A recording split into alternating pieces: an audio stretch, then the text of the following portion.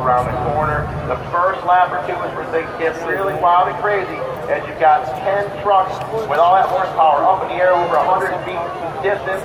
On each one of these jumps, the green flag is up.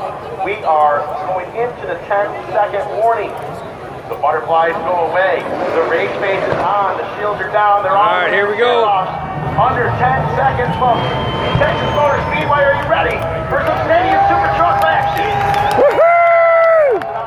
Let's get fired up as the green flag is about to fly. We are underway. Not the greatest start for the showstopper, but a great